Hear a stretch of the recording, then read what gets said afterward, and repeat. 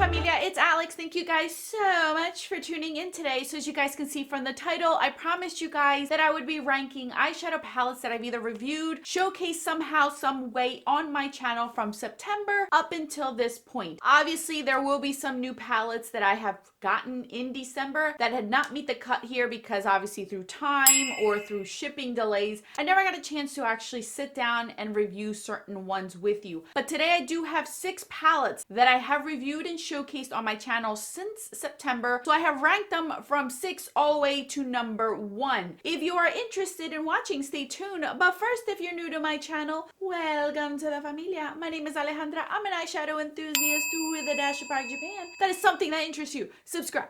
Join us. And now without further ado, let's get on with the ranking. Now I'm going to warn you guys, as always, these ranking videos are tough because I feel like I'm ranking my children. Some of them are a hardcore number, and then others I'm fighting for the number 1 spot. In this quarter's ranking, I am fighting for number 1 spot. So you're going to see 2 palettes that kind of are sharing the number 1 spot because I love them both for certain reasons, and they're both number 1 hits for me the last 4 months basically. So I'm just going to go ahead and get started with number 6. Number 6 spot goes to the Juvia's Place Nubian Glow palette.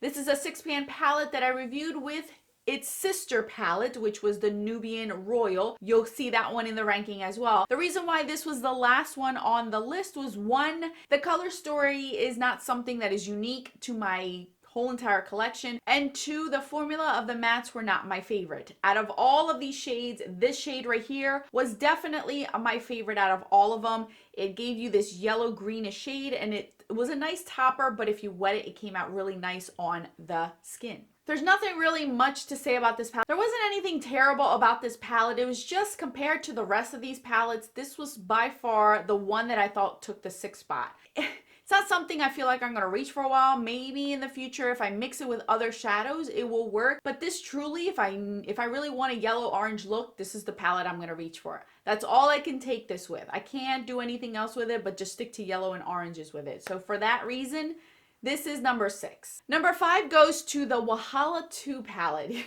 Now again, the reason why this is at the bottom is because specifically this palette is geared towards a color story. The majority of the shadows you're going to see in here are these blues and purples and greens. You're getting these 2 rows of warmer shades, but it's mainly here. And then the glitter shades. Oh my goodness gracious. I don't mind glitter shades so long as they're not chunky and ew. And some of these I'm just not a fan of in this one. There's 2 that I do like and 2 that I don't like. I don't mind a glitter shadow. It just has to be the right consistency, the right size of glitter, and the right formula for me to really enjoy it. And truthfully, the glitters in this one just did not work well with me. I just did not like them at all. Again, if I really want a specific type of look, this is the palette I'm reaching for. But I'm not really looking for that as often as this palette is offering that. So this is something that's really low on the bottom. The only shade that's like the best of the best is this one right over here, which you guys know that's that duochrome shade. I really like that one. There are other duochrome shades in this palette that I did really like, but I have those in singles that I reach for moreover than I would in here. So that's why this is the number 5 spot. And I did mention to you guys the Wahala 1 palette was a lot better than this one. I would choose the Wahala 1 over this one. The number 4 spot goes to the Nubian Royal. This one was a little bit higher than the Wahala 2 because of the formula in this one. I just like the formula so much better in this one. It just worked so well, packed a great punch. It looked amazing on my eyes. The color story is really pretty. Again, I'm still concentrated on one type of color story, but I can really make it a little bit different. I can go a little bit lighter or make it a little bit deeper, and I can see a difference in it. I'm still sticking with purples, but it's not all the same shades of purples. I can really make it different. I did like this one a lot more than the glow, and even over the Wahala 2. The glitter in this one was so beautiful. This is the glitter that I'm talking about. This is the glitter I wish that the Nubian 2 had, because this glitter looks like shimmer on the eyes, and that's what I love when it comes to a pressed glitter. So this one definitely took the number 4 out of the other 2 Juvia's Place palettes. This one is my number 4 spot. Number 3 goes to this palette. This is the ColourPop at First Sight collab with Raw Beauty Christie. Now this one is a beautiful color story. I love the colors she chose. I think that they all look so pretty, and it fits the whole entire theme, the whole entire packaging. I really love the color story. Now, I will say that there is some misses in this palette, but they're still workable, you guys. This is not a total dud, and I know a lot of you had even DM'd me asking me, what do I really think about this palette after my first impression? And I did let you guys know. I've shared a ton of different looks also on my Insta stories. Always follow me on my Insta stories because I will share more looks and update you guys on palettes that I am testing out. This palette specifically, this top row is perfect. Like, there's nothing wrong with this top row.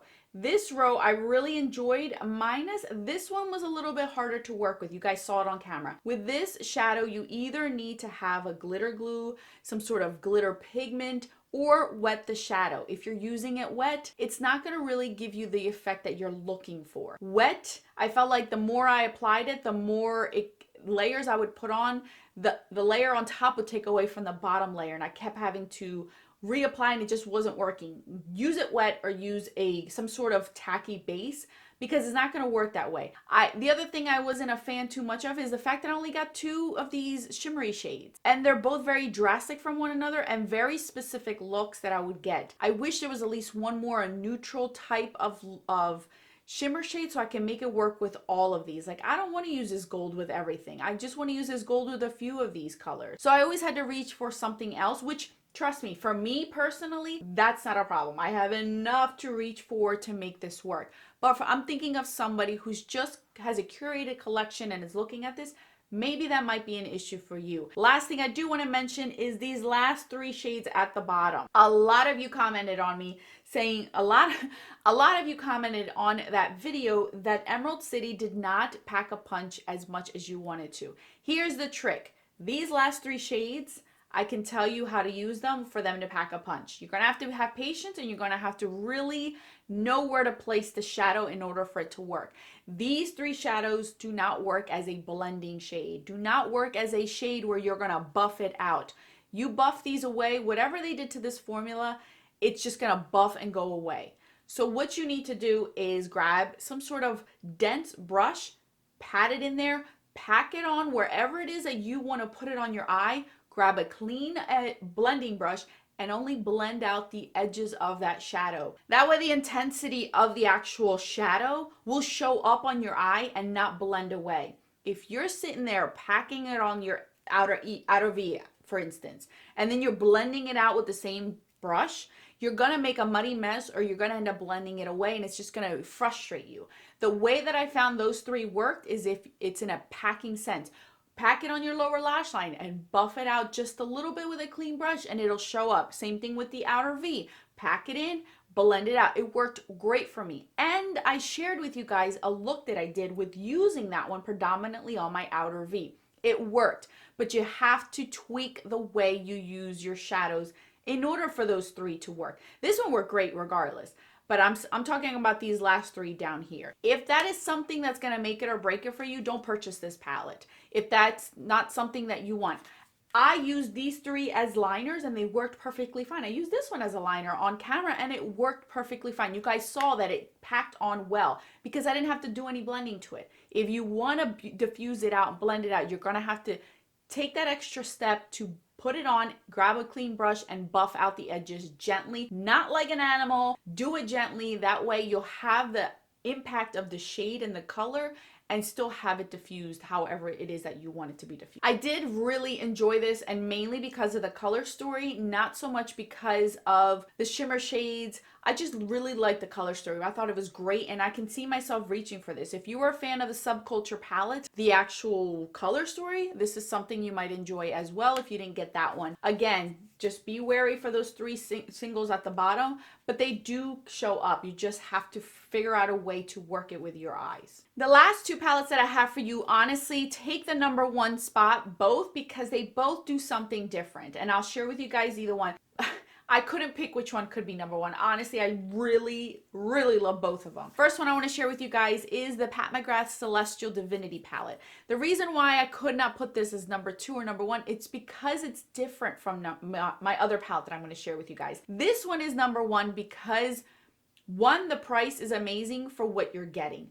2, The amount of shades you're getting that are duochrome, multichromes in this palette is ridiculous. You cannot tell me you're gonna get the same look over and over and over. I don't mind that this palette only has this as a matte, this as a matte, and this as a matte. That's okay, because here I have this palette that only has 2 shimmers and a bunch of mattes. I could just throw this in and use it. That doesn't bother me. But again, it might make it or break it for you. I don't mind that. Take away those mattes, and I'm only talking about the shimmery shades. Amazing quality. Beautiful on the eyes. Super buttery. They do not show any texture, and the duochromes show up to work. They do not just sit there and look beautiful in the pan. They transfer exactly that way on your eyes. Oh my goodness gracious, I love this palette. I'm so happy it came into my life. It is 100% worth it for me. I really enjoy it. I can grab all the other palettes that I have, grab all those mattes, and then pop one of these shimmers on, and I am good to go. I will always get a different look on my lids because of this. This is just amazing, and I don't mind that. I'm not a one palette person. I've always mentioned it, and if you guys follow me on my Insta stories, like I mentioned, you will see that I'm constantly putting down half the time I don't even share with you guys how many palettes I use for one look, because there are times I use 5 to 7 different palettes or singles to come up with a look, because I just love to play around.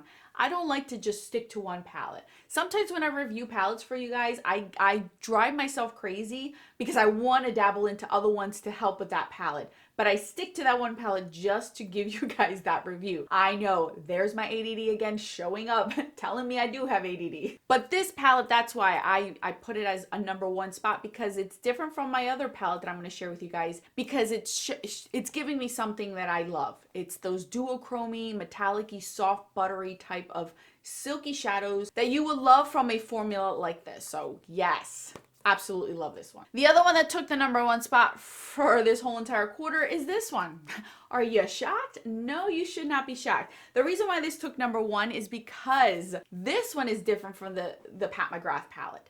The formula is to die for. Again, beautiful, buttery. You could take this so many different ways. The only shade that's honestly missing out of this palette is blue, but I don't care because I rarely wear blue, and this is just amazing. This palette gives you 3 different formulas in here. You're getting that squishy type of super shock shadow kind of feeling. Then you're getting these amazing buttery mattes that are so pigmented. And then you're getting those finely milled amazing glitters in here. Look at this. This is gonna be a look right here. You guys, I love this palette. Let me just wipe my hands before I get it everywhere. This palette can help me out tremendously with this one. I could pop one of these on the lid and just use this. The quality is so good on this eyeshadow palette. I could not decide which one to be #1 because again, they both give me something different to be #1. This one, I've been using it every day. I'm still using it every day. I still have this on my eyes today. I just love this palette. It just gives me all the feels that I want. The quality of it is amazing. The variety of looks that I can come out with this palette is amazing. The formulas are amazing, and the price, you can't beat the price. Currently